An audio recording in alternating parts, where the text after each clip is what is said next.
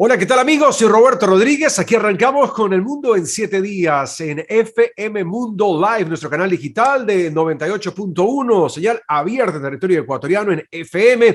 Gracias por darnos like, por suscribirse y por aumentar esta gran comunidad digital en el mundo entero.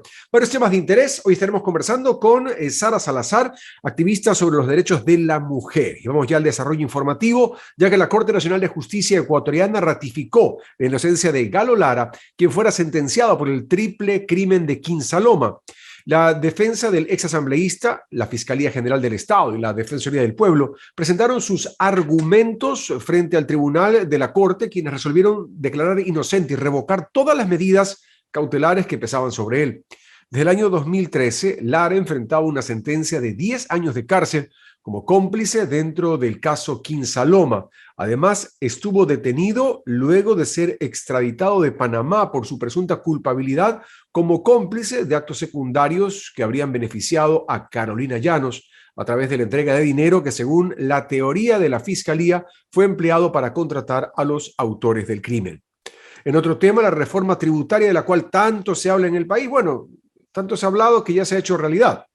La reforma tributaria presentada por el Ejecutivo está vigente en Ecuador. El presidente de la República, Guillermo Lasso, envió la Ley para Desarrollo Económico y Sostenibilidad Fiscal tras la pandemia COVID-19 para su publicación en el registro oficial. Así confirmó la Secretaría de Comunicación la tarde del lunes de esta semana. En Notimundo a la Carta, Ismael Quintana, abogado constitucionalista, se refirió a este tema y al pronunciamiento de la Asamblea respecto a la decisión para demandar la inconstitucionalidad del proyecto económico urgente e indicó que existen muy pocas alternativas para que esto no entre en vigencia debido a que el presidente Lasso tiene las de ganar, así lo manifestó en esta estación Ismael Quintana. Nosotros vamos de inmediato a compartir una entrevista a fondo. Los invitamos a que se queden con nosotros. Hoy la invitada, la abogada Sara Salazar, activista de los derechos de la mujer.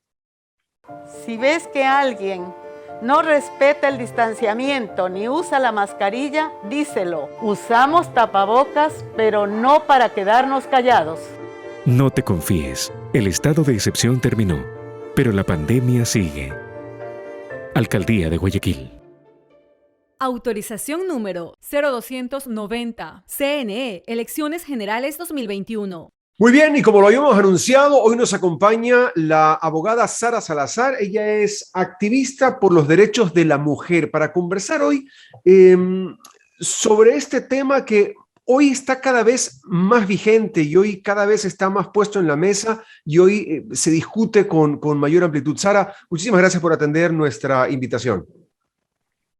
Muchísimas gracias a ustedes. Evidentemente, estos espacios son vitales y son necesarios para poner luz sobre la visibilidad de los derechos de las mujeres como centralidad, ¿no? Evidentemente, en un mundo que se ha definido históricamente masculino, el tener estos espacios donde se pueden delimitar los impactos diferenciados que las mujeres vivimos día a día, son esenciales. Así que muchísimas gracias realmente por la convocatoria. Al contrario a ti, vamos entrando un poco en materia, solo para contextualizar un poco la situación antes de llegar a la coyuntura de lo que pasó hace pocos días con estas declaraciones que son de conocimiento público y que causaron revuelo en el país.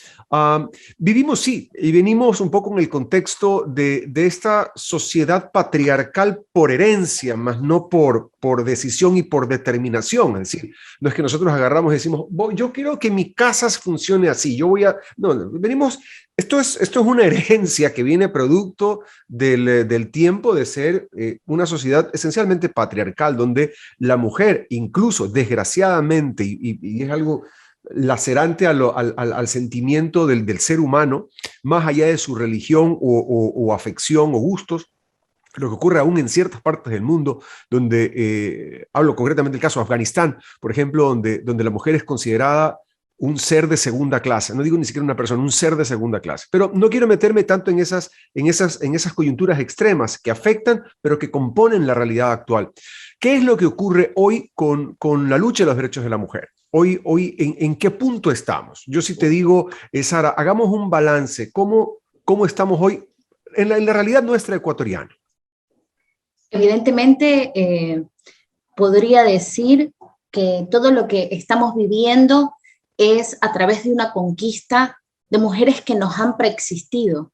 Nosotras no podemos hablar desde una voz que ha conquistado enteramente los espacios, sino es esta preexistencia, esta genealogía histórica que nos ha permitido decir hoy que se conquistó desde los derechos históricos, que es el derecho al sufragio, que se ha conquistado los espacios públicos, y se ha logrado algo que me parece sustancialmente importante, es realmente calar en la conciencia referente a la desprivatización de conductas que eran completamente lesivas para la mujer, entendiendo, y precisamente tomo lo que tú mencionabas referente a esta herencia, ¿no? A este atravesamiento sociocultural donde crecimos con adagios y aforismos de que aunque mate, aunque pegue, marido es, de que entre hombre y mujer nadie se debe meter, y ese silencio, ese círculo íntimo, ese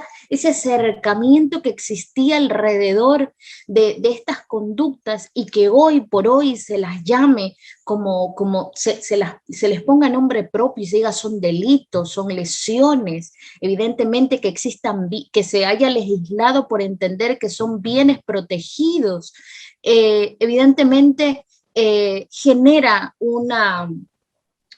una sensación de avance. Pero hay algo que también, y es eminentemente esencial ponerlo sobre la mesa, y es algo que mencionaba Flavia Freydenberg, que es una argentina radicada en México y es una politóloga, y hablaba acerca de que hoy se habla de todas las conquistas, ¿no? Y se habla de si las mujeres estamos o no estamos empoderadas. Y realmente las mujeres estamos empoderadas. Lo que no estamos es representadas. ¿Por qué? Porque se sigue banalizando el ejercicio de la política dentro de los espacios públicos acerca de nuestra participación, y tenemos también desde allí un claro ejemplo de nefastos comentarios del tubo al curul, y eso es lo que sucede, siempre se banaliza, se genera esta visión donde nuestra participación es menos valorizada, ¿no? Entonces, entendamos que desde allí las conquistas siguen siendo vigentes. Este año, en temas de violencia de género, ha sido un año doloroso, tremendamente complejo al entender que son 172 femicidios. Las estadísticas siguen hablando precisamente de un ejercicio patriarcal en recrudecida defensa, y que también habla de algo, habla de la necesidad de establecer políticas públicas con perspectiva de género, porque si bien es cierto que todo el contexto de emergencia y la pandemia estableció nuevas lógicas para entender el mundo, una de esas hubiese sido muchísimo más importante, es entender los impactos diferenciados en la intersección, porque no es lo mismo tener una casa con 5 cuartos y yo me puedo refugiar en uno, al estar en un monoambiente y saber de que si tengo a mi agresor frente, él va a impactar sobre mi existencia. Totalmente de acuerdo en el tema. En el tema, lo que pasa es que son muchas aristas. Yo quiero, por ejemplo, que la violencia la vamos a tocar de manera clara y directa, porque en todas estas acciones o en todas estas comentarios, criterios, hay una violencia. La violencia no es solamente física, no es solamente darle un golpe físico a la otra persona, sino decir una frase lasciva. Eso ya es una forma de violencia, y tal vez una de las más crueles, la violencia psicológica. Pero en cuanto a lo que ocurre, para ir tocando ciertos puntos, desgraciadamente no tenemos el tiempo para meter en la profundidad que quisiéramos, pero en el campo político, por ejemplo, hoy sí se habla de una búsqueda por una igualdad de representatividad en las diferentes instancias del Estado. Ahora, yo te pregunto, ¿existe igualdad? ¿Ustedes luchan hoy por una igualdad de hombre-mujer? Vamos a ponerlo en palabras sencillas. ¿Igualdad hombre-mujer o una igualdad de oportunidades frente al campo político? Evidentemente, pienso que es muy interesante lo que planteas, porque es básicamente decir de que nosotros o de que el movimiento feminista, las conquistas de mujeres a través de la enunciación y de la demanda de sus derechos, lo que han hecho es tender un puente sobre este gran abismo que existía entre la ley y la legitimidad de esta, porque la igualdad ha existido. Constitucionalmente hemos estado amparados sobre una igualdad vacua, vacía de contenido.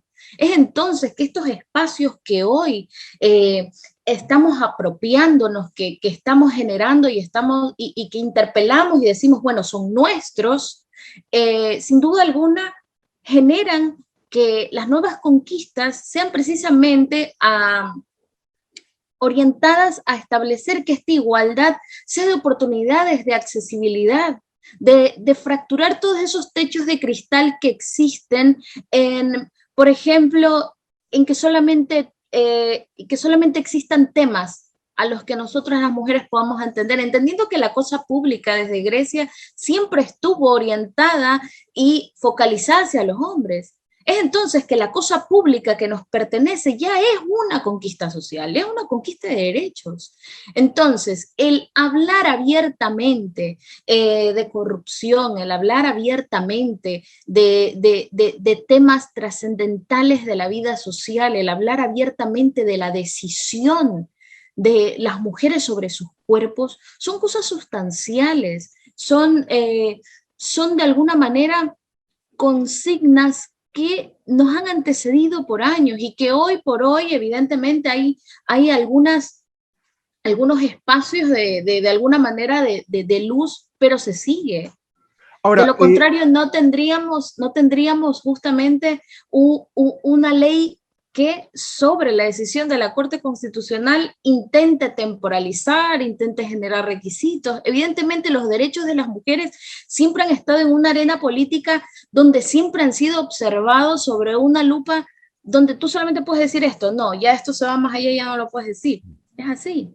Sí, lo que pasa es que ahí vienen una serie de cosas que son de carácter estructural, donde, claro, hay unas legislaciones y unos preceptos y unos paradigmas que están, por eso yo atacaba el tema cultural, no tratando de disculpar la realidad de hoy, en un tema de que lo que pasa es que así me criaron. No, pero sí un poco haciendo conciencia de eso, y más aún en una sociedad como la nuestra, que es una sociedad eminentemente en cuanto a profesión de religión católica, donde también se mantiene una estructura patriarcal. Ahora, no me quiero meter a ese tema porque si no, no vamos a terminar con esa parte, pero sí hay que dejarlo puesto sobre la mesa. Y en torno a esto hay un grupo de personas que también dicen que hoy hay un exceso de sensibilidad a cualquier tipo de expresión, de declaración, de opinión. Concretamente a lo que ocurrió hace unos días atrás, donde la primera dama hizo unas declaraciones de carácter público que generaron ebullición en los grupos de mujeres, y se han generado opiniones de las más extremas y fuertes hasta las más consecuentes, digamos, y conciliadoras. ¿Cuál es tu opinión a eso? Justamente yo hoy leía a María Fernanda Ampuero y decía en uno de sus artículos de opinión, decía: Ecuador es un país de odios, ¿no? Desde esa frase, desde esa oración, es más que nada una sentencia que determina nuestra realidad. En una sociedad como la nuestra, que evidentemente las demandas sociales han tomado tanto tiempo, donde se ha precarizado mucho la vida de la mujer, donde tú mismo mencionabas algo acerca de las ciudadanías de segunda clase. Bueno, evidentemente los derechos de las mujeres en Ecuador tenían ese cariz, ¿ya? Cuando no había una accesibilidad oportuna de justicia, cuando se ha deslegitimado la trayectoria de la víctima en el afán de encontrar un poco un resguardo por parte del Estado. Tenemos el caso tan doloroso como el de Paola Guzmán Albarracín, que no fue hace 25, o sea, no es algo que tenga que ver exactamente con con antecedentes, pero tiene que ver con el hecho de en qué momento se da. Se da en el marco de la inauguración de una iniciativa ejecutiva para erradicar la violencia de la mujer. Entonces esta narrativa, este discurso, deja de ser una opinión y se convierte en una narrativa política, en una enunciación, que yo doy para poder generar un marco o una ruta de navegación alrededor de esta iniciativa ejecutiva. Entonces, si esta enunciación establece y traslada la culpa hacia las mujeres, porque hay algo muy peligroso en estas frases que de alguna manera suelen ser afectas, suelen ser afables, ¿no? Dice, las mujeres tenemos que luchar por amor y si luchamos por amor, todo se va a calmar. No se va a calmar porque no corresponde a la realidad ecuatoriana. Esa afabilidad responde a un desconocimiento total de los contextos y de los impactos reales de la violencia en el Ecuador, de esa marca transnacional que ha generado que exista toda una geografía coincidente en que la violencia nunca puede trasladarse, esa culpa nunca puede trasladarse hacia la mujer, porque evidentemente siempre el agresor va a encontrar una especie de salvoconducto, y es precisamente allí, porque es decir, tú lo pudiste evitar y no lo evitaste, por eso te pegué. Te entiendo perfectamente, claro. Visto desde esa forma me queda clarísimo lo potente de sus reacciones, porque claro, poniéndolo en palabras más sencillas, digo yo, una cosa es el criterio de una persona en el foro interno, en su casa, donde ha dado una opinión en la sala de su casa, y otra cosa es en la investidura del cargo, y marcando, como tú claramente dices, una línea una línea conductual de cuál podría ser la política desde el Estado. Entonces, claro, visto desde esa manera, son dos cosas totalmente distintas, ¿no? Y entiendo el planteamiento hecho de tu parte. Ahora, y un poco para ir concluyendo, digo, en función del tiempo, porque son temas que requieren de un profundo análisis, pero sí quiero pasar al tema de la violencia de la mujer. ¿Cómo se ha avanzado hoy en favor de evitar, educar? Yo me mantengo uno de los fieles creyentes que la política se llama educación, invertir en la educación de la gente, no en 34.000 leyes, sino en un proceso educativo donde como sociedad somos mejores personas en el día a día, mucho más allá de la parte punitiva. Pero, ¿cómo se ha avanzado en este aspecto en favor de la defensa de los derechos de la mujer? Evidentemente, como activista de los derechos de las mujeres, puedo decir con optimismo de que existen mayores rubros para focalizar programas de prevención, programas que van a ser incorporados dentro de las escuelas, que son incorporados dentro de las comunidades y que evidentemente generan y van a generar que nuevas violencias no sean reproducidas ni se articulen con la misma facilidad que cuando no tienes las herramientas. En ese mismo sentido es importante también generar una clara mirada acerca de también lo que están haciendo las colectivas de mujeres, las organizaciones de la sociedad civil que de alguna manera también ejercen esa participación, esa ciudadanía activa, donde tratan de establecer ciertos programas asincrónicos, porque también el tema del Internet es una cuestión que existe una brecha de desigualdad. Entonces, se han generado desde allí programas que interpelen o que generen la creación de saberes de la ruralidad para poder visibilizar la violencia y ponerle foco de atención a ella.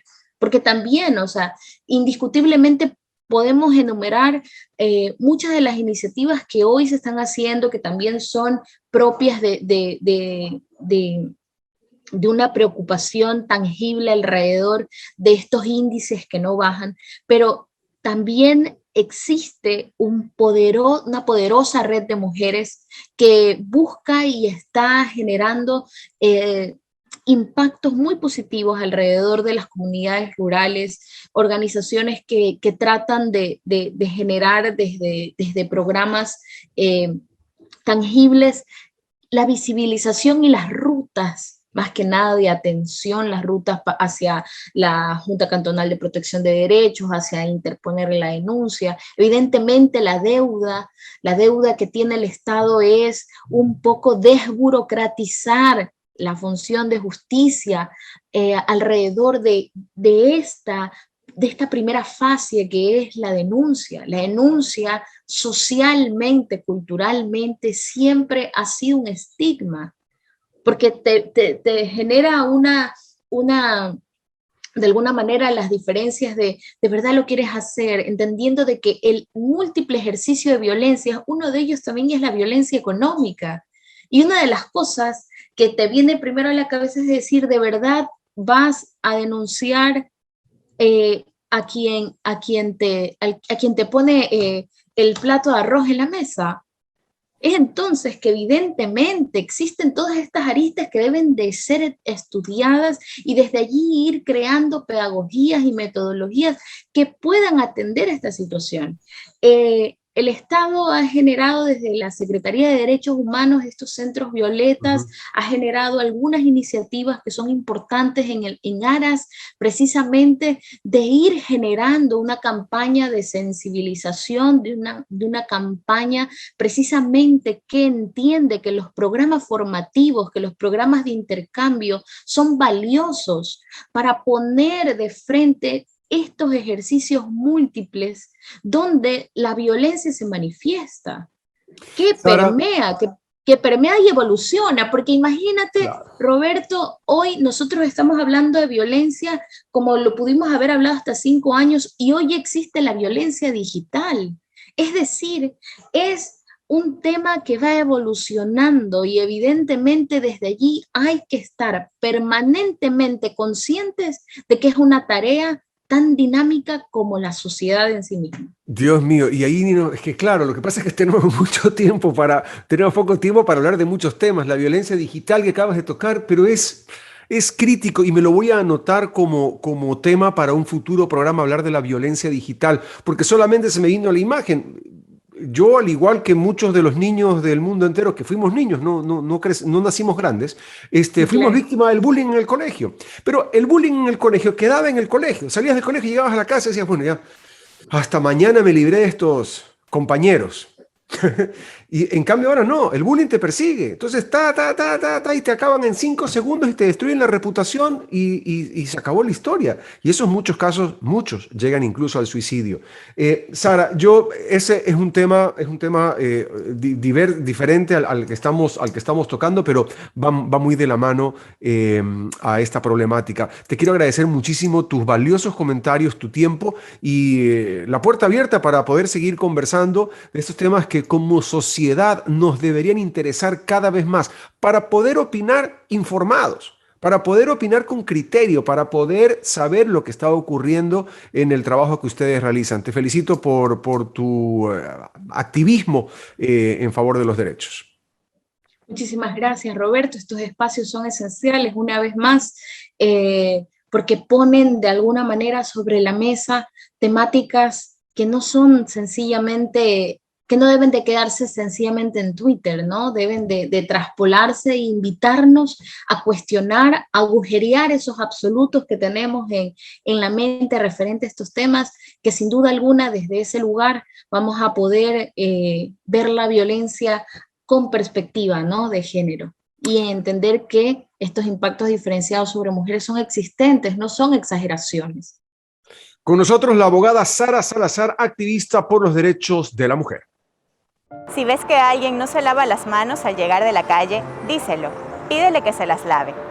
Usamos tapabocas, pero no para quedarnos callados. No te confíes, el estado de excepción terminó, pero la pandemia sigue. Alcaldía de Guayaquil. Autorización número 0289. CNE, Elecciones Generales 2021. Continuamos, esto es El Mundo en 7 días, aquí en FM Mundo Live. El embajador de Ecuador, Juan Carlos Holguín, presentó este miércoles sus cartas credenciales ante el presidente ruso Vladimir Putin en una ceremonia oficial en la que se realizó en la sala Alejandro del Gran Palacio del Kremlin. En el acto, el primer mandatario felicitó a Holguín y a representantes de Brasil, Panamá, Salvador, por el comienzo oficial de su labor diplomática en la Federación Rusa. Además, Putin destacó que Ecuador es uno de los 3 mayores socios comerciales de Rusia. En otro tema, el presidente chino Xi Jinping ofreció 1.000 millones de dosis de vacuna contra COVID-19 para África, en forma de donación o apoyo a la producción local. En un discurso en el Foro de Cooperación China-África, Xi Jinping dijo que en el marco de la lucha contra la pandemia, su país suministrará los antígenos y precisó que 600 millones serán en forma de donación y 400 millones más en otras que aún no se han especificado. Hasta aquí llegamos con información. Gracias por estar con nosotros semana a semana en El Mundo en 7 días, aquí en FM Mundo Live. Denos like, súmese a nuestra comunidad. Nosotros compartimos la información más destacada de Ecuador y el mundo cada 7 días. Que la pasen muy bien. Y conmigo será hasta la próxima.